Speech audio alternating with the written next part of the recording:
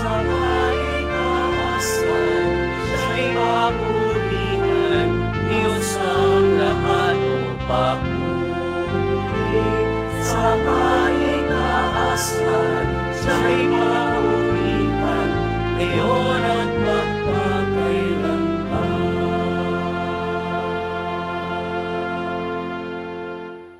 Sa ngalan ng Ama at ng Anak at ng Espiritu Santo. Amen. Sumainyo ang Panginoon. At sumaiyo rin. Mga minamahal kong kapatid, sadyang nakagugulat ang mga salita ng ating Panginoon. Ako ang pagkaing bumaba mula sa langit.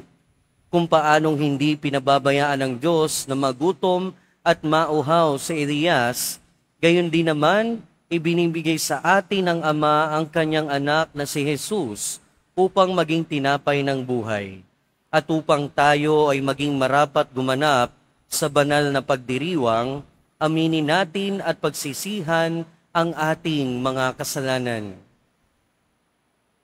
Inaamin ko Sa makapangyarihang Diyos at sa inyo mga kapatid, na lubha akong nagkasala sa isip, sa salita at sa gawa, at sa aking pagkukulang.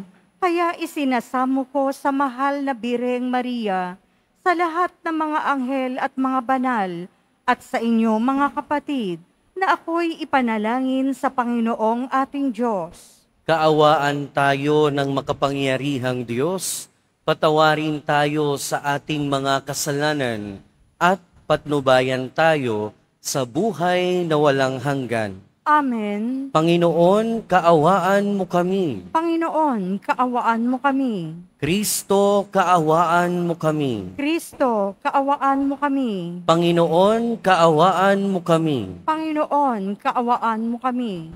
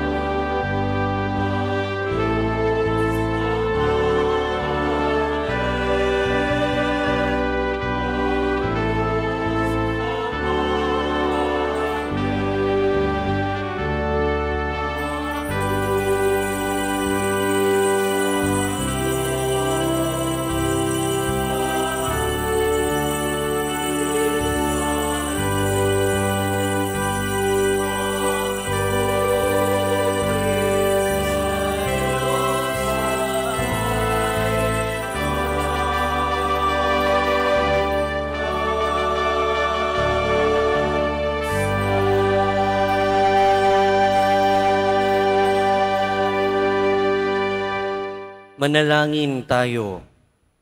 Ama naming makapangyarihan, lakas loob ka naming tinatawagan. Sa ngalan mo, Ama naming banal, sa kalooban namin ay panahanin mong lubos ang iyong espiritong sa amin kumukupkop, upang sa lupaing ipinangako kami makapasok sa pamamagitan ni Hesukristo kasama ng Espiritu Santo, magpasawalang hanggan. Amen. Magsiupo muna po ang lahat. Pagbasa mula sa unang aklat ng mga hari. Noong mga araw na iyon, si Elias ay mag-isang pumunta sa ilang. Pagkatapos na maghapong paglalakad, ay naupo siya sa lilim ng isang puno ng retama at nanalangin ng ganito, Panginoon, kunin na po ninyo ako. Ako po'y hirap na. Nais ko na pong mamatay. Pagkatapos, nahiga siya at nakatulog. Ngunit dumating ang isang anghel. Kinalabit siya at ang sabi, Gising na at kumain ka. Nang siya'y lumingon, nakita niya sa may ulunan ang isang tinapay na niluto sa ibabaw ng mainit na bato at tubig sa isang sisidlan. Kumain nga siya at uminom. Pagkatapos ay nahiga uli. Ngunit bumalik ang anghel ng Panginoon. Kinalabit siya uli at sinabi, Bumangon ka, kumain. Napakahaba pa ang lalakarin mo. Kumain nga siya uli at uminom, at siya'y lumakas. Sa tulong ng pagkain iyon, naglakbay siyang 40 araw at 40 gabi hanggang sa Horeb, ang bundok ng Diyos. Ang salita ng Diyos. Salamat sa Diyos. Magsumikap tayong kamtin ang Panginoong butihin. Magsumikap tayong kamtid ang Panginoong butihin. Panginooy aking laging pupurihin. Sa pasasalamat di ako titigil. Aking pupurihin kanyang mga gawa, kayong naaapi, makinig, matuwa. Magsumikap tayong kamtin ang Panginoong butihin. Ang pagkadakila niya ay ihayag at ang ngalan niya'y purihin ng lahat. Ang aking dalangi, dininig ng Diyos, nawala sa akin ang lahat kong takot. Magsumikap tayong kamtin ang Panginoong butihin. Nagalak ang aping umasa sa Kanya, pagkat di nabigo ang pag-asa nila. Tumatawag sa Diyos ang walang pag-asa, siya'y iniligtas sa hirap at dusa. Magsumikap tayong kamtid ang Panginoong butihin. Anghel yaong bantay sa may takot sa Diyos, sa mga panganib sila'y kinukupkup. Ang galing ng poon hanaping masikap, yaong nagtiwala sa kanya't naligtas, ay maituturing na taong mapalad. Magsumikap tayong kamtid ang Panginoong butihin.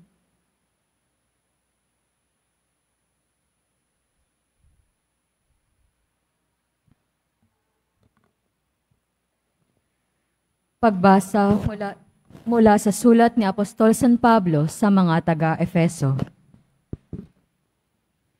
Mga kapatid, huwag ninyong dulutan ng pighati ang Espiritu Santo, sapagkat ito ang tatak ng Diyos sa inyo, ang katibayan ng inyong katapusan pagdating ng takdang araw.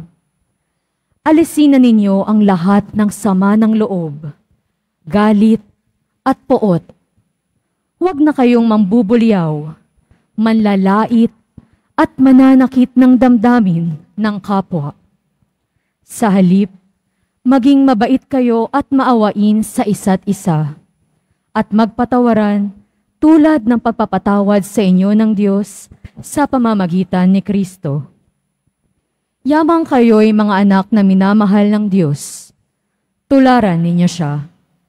Mamuhay kayong puspos ng pag-ibig tulad ni Kristo.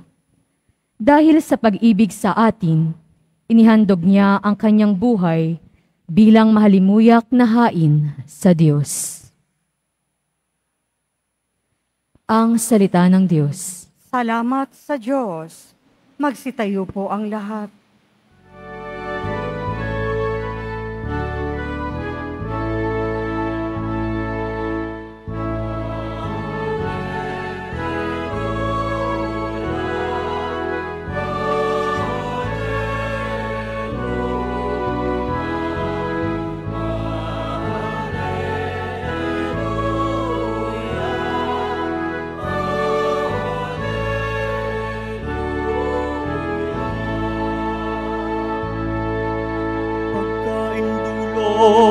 Ay buhay,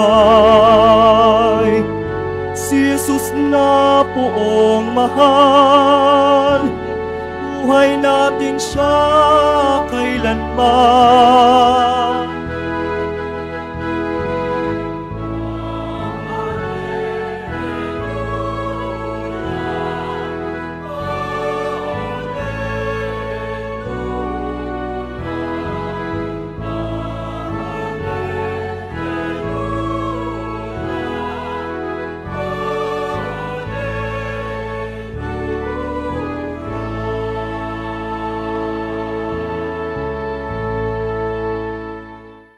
Sumainyo ang Panginoon. At sumaiyo rin. Ang mabuting balita ng Panginoon ayon kay San Juan. Papuri sa iyo, Panginoon. Noong panahong iyon, nagbulong-bulungan ang mga Hudyo dahil sa sinabi ni Jesus, "Ako ang pagkaing bumaba mula sa langit." Sinabi nila, "Hindi ba ito si Jesus na anak ni Jose? Kilala natin ang kanyang ama at ina. Paano niya ngayong masasabi, bumaba ako mula sa langit?" Kaya't sinabi ni Jesus, "Huwag kayong magbulong-bulungan.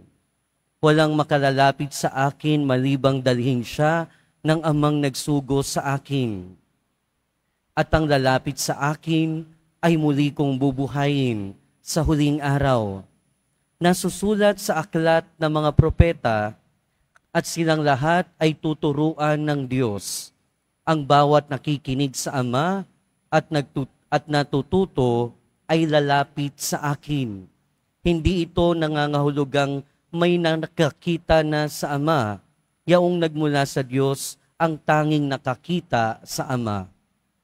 Sinasabi ko sa inyo, ang nananalig sa akin ay may buhay na walang hanggan. Ako ang pagkaing nagbibigay buhay.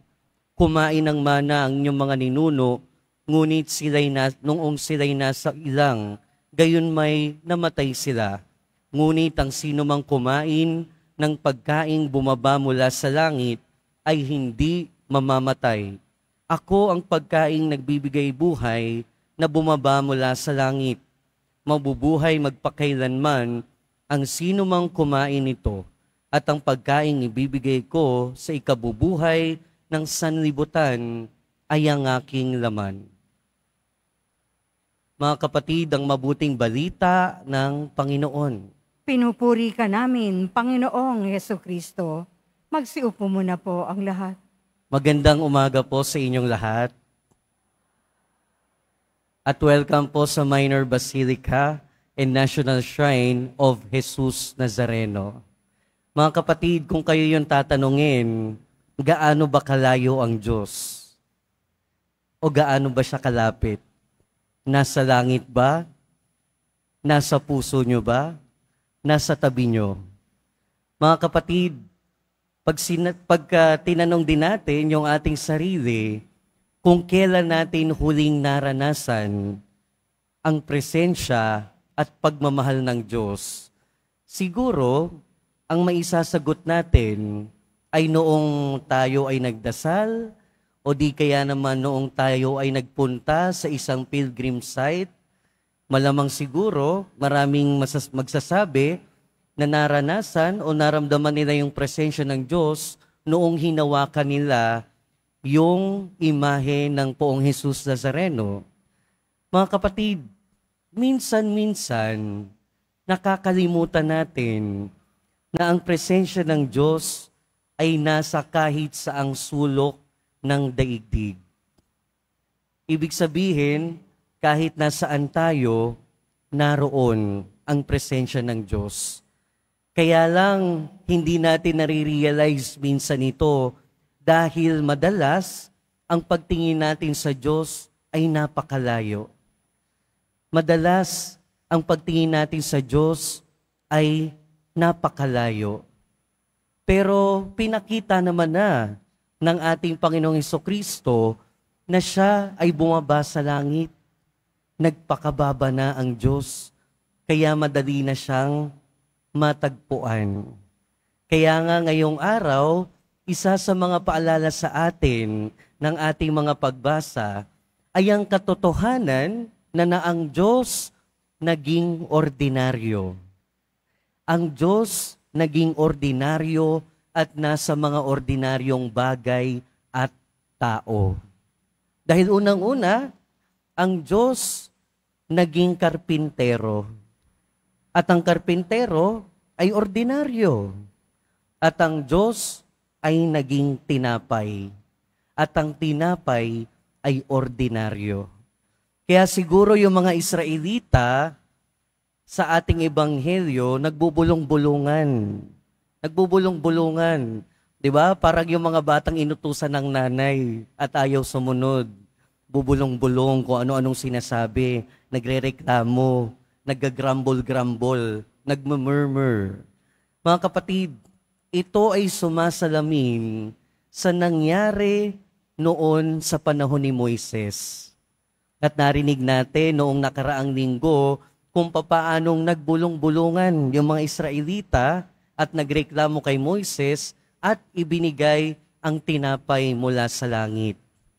Ganong konteksto din yung pagbubulong-bulungan ng mga tao. Pero nagtataka sila, nagbubulong-bulungan sila dahil paanong ang ordinaryong karpintero na nakita nilang lumaki at nakasama nila sa kapitbahayan ay nagsasabi ngayon na mula siya sa langit. At yun yung kinagagalit nila. Dahil kiniklaim ng ating Panginoon na siya ay galing sa langit at hindi nila matanggap yun. Pero minsan umaalingaw-ngaw din sa buhay natin yan. Hindi natin minsan matanggap na yung mga bagay-bagay o mga tao ay mula sa langit.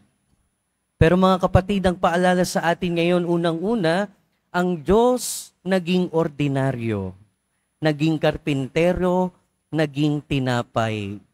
Kaya pinapaalalahanan din tayo ng katotohanan na ito, na ang Diyos ay maaari nating maengkwentro, makatagpo sa mga ordinaryong sitwasyon, sa mga ordinaryong tao, sa mga ordinaryong bagay, sa bawat sandali ng ating buhay. Kaya kung tatanungin natin yung sarili natin, kailan ko ba huling nakatagpo? Kailan ko ba huling naengkwentro ang aking Panginoon? Sana madaling sabihin sa atin na, siguro nung nakita ko yung pulubi sa daan. Siguro nung tinulungan ako nung kapitbahay ko. Siguro nung narinig ko yung magandang salita mula sa Biblia. Siguro nung nginitian ako nung nakasalubong ko. Ordinaryo. Nasa ordinaryo din ang presensya ng Diyos. At ang mga bagay na ordinaryong ito, mga kapatid, ay sana magbigay ng pagbabago, maghatid ng pagbabago. Katulad ng tinapay na tinatanggap natin sa Eucharistia. Ang Diyos, ang ating Panginoong Hesukristo ay nagsabi, Ako ang tinapay na nagmula sa langit. At ang tinapay na yan ay patuloy nating tinatanggap. Yung ordinaryong tinapay ay hindi na ordinaryo. Dahil ito ay naging katawan na ni Kristo. Hindi ba natin napapansin? Linggo-linggo, yung iba sa atin araw-araw tinatanggap ang tinapay na nagmula sa langit. Ang tinapay na tinatawag nating ostya. Ang tinapay na tinatanggap natin. At sana, yung tinapay na hindi ordinaryo, pero sa paningin natin ay ordinaryo, ay magbigay ng ekstraordinaryong pagbabago sa ating buhay. Dahil yung tinapay na yon ay sana magbunga din sa ating buhay. Dahil may epekto yung mga kinakain natin, di ba? May epekto yung mga kinakain natin sa ating buhay. Pag sumobra sa matamis, alam mo na yung epekto niyan. Pag sumobra sa taba, alam mo na rin yung epekto niyan. Pero ang katawan ni Kristo ay kailanman hindi sosobra. Pero sana magbunga. Pero ang bunga ng katawan ni Kristo ay wala sa Kanya, kundi nasa sa atin, nasa pagtanggap natin. Kaya nga sabi sa ikalawang pagbasa, narito sinasabi ni sa Apostol San Pablo yung epekto, yung bunga sana ng pagtanggap ng tinapay na nagbibigay buhay. Kaya nga sabi niya, di ba? Lahat ng sama ng loob, wala. Ano pa yung bunga ng pagkain ng tinapay na buhay? Walang galit, walang puot, walang nang bubulyaw, hindi nang lalait, hindi nananakit ng damdamin ng kapwa. Sa halip, maging mabait at maawain sa isa't isa. Ibig sabihin, ang bunga at epekto ng pagkain ng nagbibigay buhay ay buhay din. Kabutihan hindi lang sa sarili, pero sa ating kapwa. Mga kapatid, ang paanyaya din sa atin ng mga pagbasa natin ngayon ay magkaroon ng mas malalim na pag-ibig at pagmamahal sa Eucharistia. Magkaroon ng mas malalim na pagmamahal sa Eucharistia, sa tinapay na mula sa langit. At sabi nga ni Santa Clara, we become what we love, and who we love shapes what we become. Ibig sabihin, tayo ay nagiging katulad ng minamahal natin. At ang minamahal natin ang humuhubog sa atin. Kaya siguro yung mga mag-asawa, habang tumatagal, lalong nagiging magkatulad. Habang tumatagal, lalong nagiging isa dahil minamahal ang isa't isa. Kaya din siguro yung mga naghihiwalay dahil magkaiba. At bakit nagkaiba? Dahil nawawala na yung pagmamahal. Pero kung nagkakaroon tayo ng mas malalim na pagmamahal sa Eucharistia, sa tinapay na nagbibigay buhay, tayo ay magiging katulad ng minamahal natin. Magiging katulad tayo ng ating Panginoong Hesukristo. At sabi nga ni Santa Clara, tayo rin sana ay hubugin, hulmahin ng minamahal natin. Yan ay kung tunay tayo nagmamahal sa Eucharistia. Amen. Magsitayo na po ang lahat at ipahayag natin ang ating pananampalataya. Sumasampalataya ako Sa Diyos amang makapangyarihan sa lahat, na may gawa ng langit at lupa, sumasampalataya ako kay Jesucristo, iisang anak ng Diyos, Panginoon nating lahat.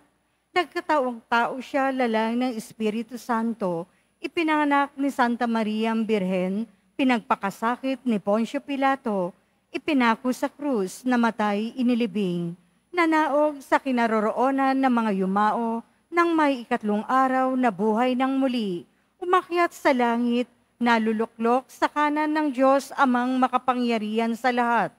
Doon magmumulang paririto at huhukom sa nabubuhay at nangamatay na tao. Sumasampalataya naman ako sa Diyos Espiritu Santo, sa banal na simbahang katolika, sa kasamahan ng mga banal, sa kapatawaran ng mga kasalanan, sa pagkabuhay ng muli ng nangamatay na tao, at sa buhay na walang hanggan. Amen. Mga minamahal kong kapatid, dumulog tayo sa Diyos Ama upang pagkalooban niya tayo ng biyaya na makapagbigay buhay sa kapwa tulad ng kanyang anak na si Jesus. Taglayang matibay na pananampalataya, manalangin tayo. Panginoon, dinggin mo ang iyong bayan. Panginoon, dinggin mo ang iyong bayan.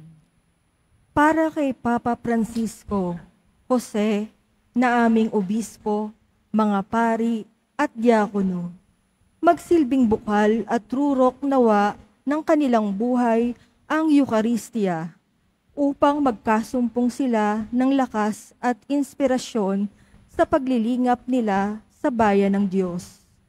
Manalangin tayo. Panginoon, dinggin mo ang iyong bayan. Para sa mga namumuno sa pamahalaan, matupad nawa nila ang kanilang sinumpaang tungkulin para sa kapakanan ng mga mamamayan. Manalangin tayo. Panginoon, dinggin mo ang iyong bayan. Para sa ating mga Kristiyano, maging malinaw at epektibong tanda nawa tayo ng paghahari ng Diyos para sa mga hindi sumasampalataya at nagdududa sa pamamagitan ng ating banal na pamumuhay. Manalangin tayo. Panginoon, dinggin mo ang iyong bayan. Para sa mga may matinding pinagdaraanan sa buhay, makadama na sila ng paghilom at pag-asa kay Jesus, ang tinapay ng buhay. Manalangin tayo. Panginoon, dinggin mo ang iyong bayan. Para sa mga yumao, makatagpo nawa sila sa kagalakan at kapayapaang walang hanggan sa piling ng Panginoon. Manalangin tayo. Panginoon, dinggin mo ang iyong bayan. Sa ilang sandali ng katahimikan, itaas natin sa Diyos ang ating pansariling kahilingan. Gayon din ang mga taong lubos na nangangailangan ng ating panalangin.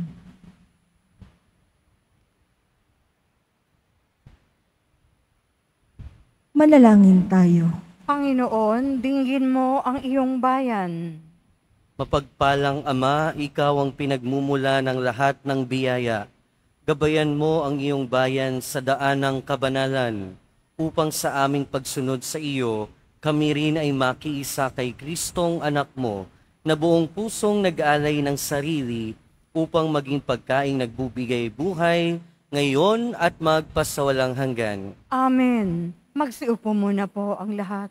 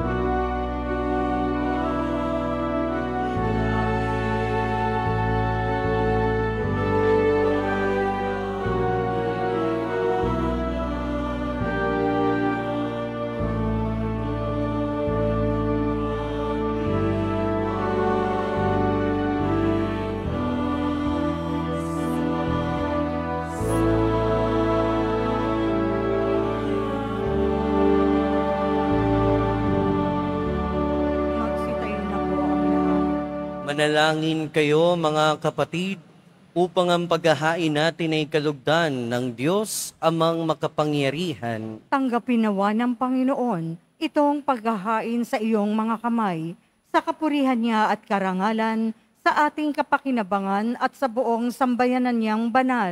Ama naming lumikha, kalugdan mo ang mga alay ng iyong sambayanan, ang ipinagmamagandang loob mong ibigay sa amin upang maihain, ay siya nawang gumanap ng iyong ginagawa upang kami tubusin. Sa pamamagitan ni Hesukristo, kasama ng Espiritu Santo, magpasawalang hanggan. Amen. Sumainyo ang Panginoon. At sumaiyo rin. Itaas sa Diyos ang inyong puso at diwa. Itinaas na namin sa Panginoon. Pasalamatan natin ang Panginoong ating Diyos. Marapat na siya ay pasalamatan. Ama naming makapangyarihan, tunay ngang marapat na ikaw ay aming pasalamatan. Ikaw ang lumikha sa tanan. Ikaw ang nagtakda ng magkaroon ng gabi at araw, gayon din ang init at tagulan. Ikaw ang humubog sa tao bilang iyong kawangis, na magpagkakatiwala ang mga siwa sa daigdig. Ikaw ngayoy pinaglilingkuran sa pagganap sa pananagutan ng iyong pinagtitiwalaan sa pamamagitan ng anak mong mahal. Kaya kaysa ng mga anghel na nagsisiawit ng papuri sa iyo, nang walang humpay sa kalangitan, kami nagbubunyi sa iyong kadakilaan.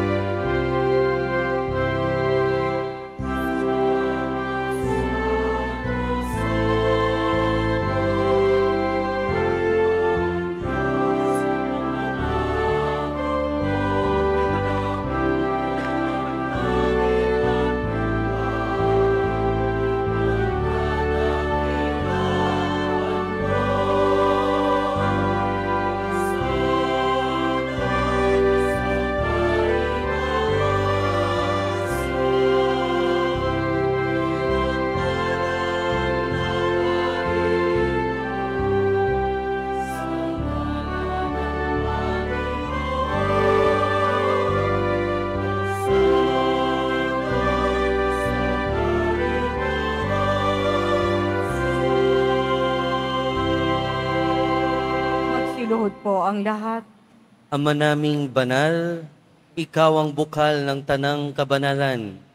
Kaya't sa pamamagitan ng iyong Espiritu, gawin mong banal ang kaloob na ito, upang para sa aming maging katawan at dugo ng aming Panginoong Hesukristo.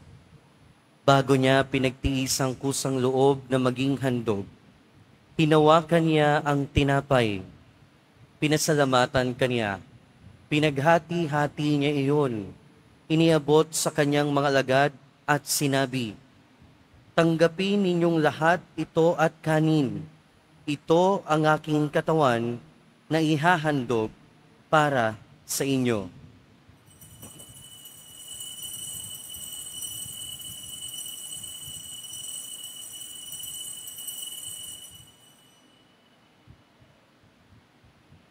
Gayon din naman noong matapos ang hapunan, hinawakan niya ang kalis, muli kanyang pinasalamatan. Iniabot niya ang kalis sa kanyang mga alagad at sinabi, "Tanggapin ninyong lahat ito at inumin. Ito ang kalis ng aking dugo, ng bago at walang hanggang tipan. Ang aking dugo na ibubuhos para sa inyo at para sa lahat, sa ikapagpapatawad ng mga kasalanan. Gawin ninyo ito sa pag-alala sa akin."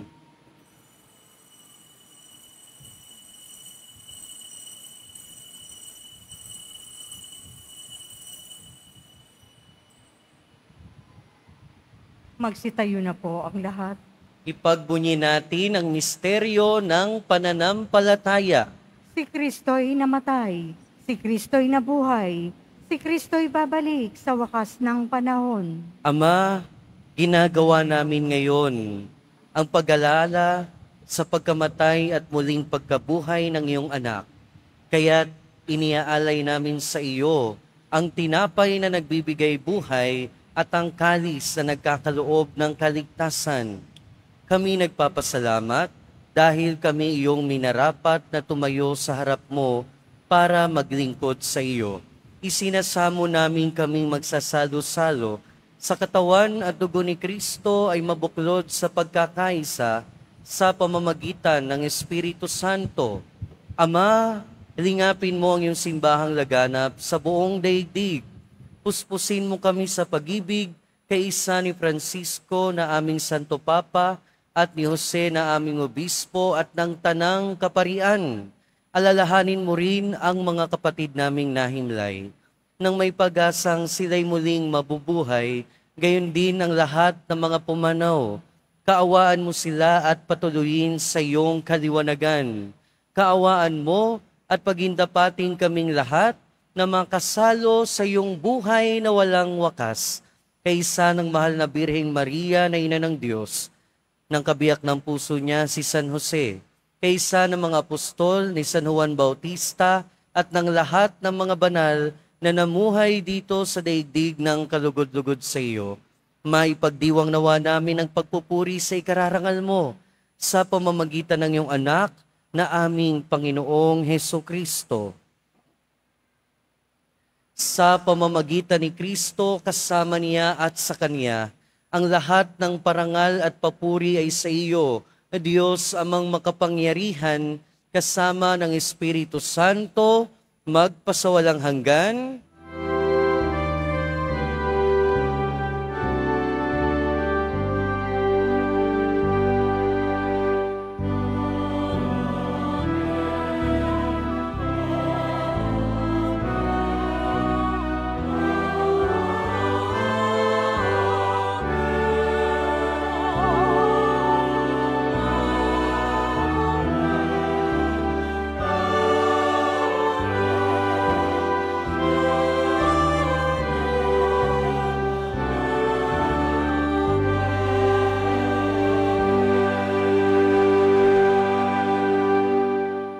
Sa tagubili ng mga nakagagaling na utos at turo ni Jesus na Panginoon natin at Diyos, ipahayag natin ng lakas loob.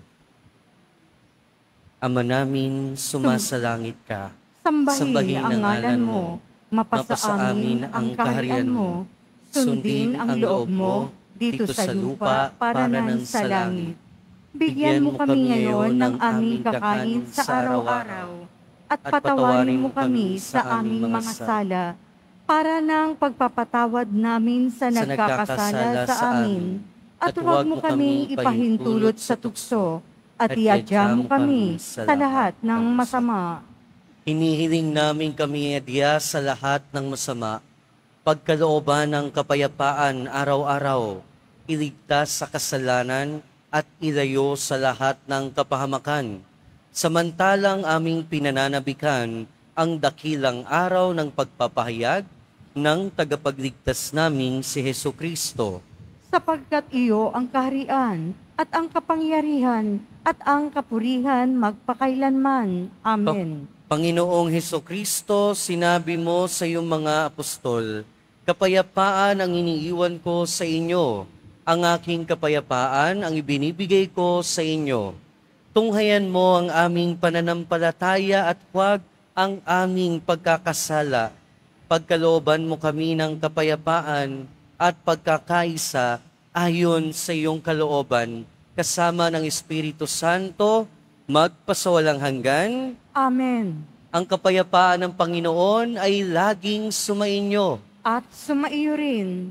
Magbigayan tayo ng kapayapaan sa isa't isa. Peace be with you po. Kordero ng Diyos na nag-aalis ng mga kasalanan ng sanlibutan, maawa ka sa amin. Kordero ng Diyos na nag-aalis ng mga kasalanan ng sanlibutan, maawa ka sa amin. Kordero ng Diyos na nag-aalis ng mga kasalanan ng sanlibutan, ipagkaloob mo sa amin ang kapayapaan. Magsiluhod po ang lahat.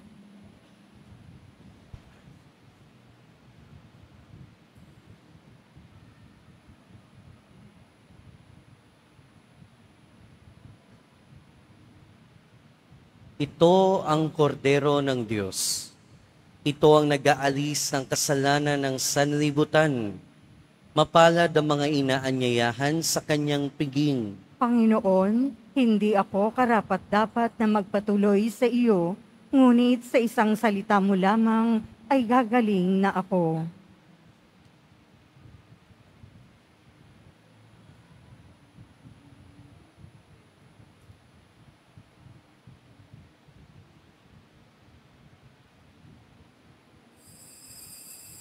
Para po sa lahat ng tatanggap ng banal na komunyon, sasagot po tayo ng Amen. Pagkasabi ng pari o ng lay minister ng katawan ni Kristo at isubo agad sa bibig bago umalis sa harapan ng pari o lay minister. Sumunod po tayo. Ang katawan ni Kristo. Mangin. Ang katawan ni Kristo.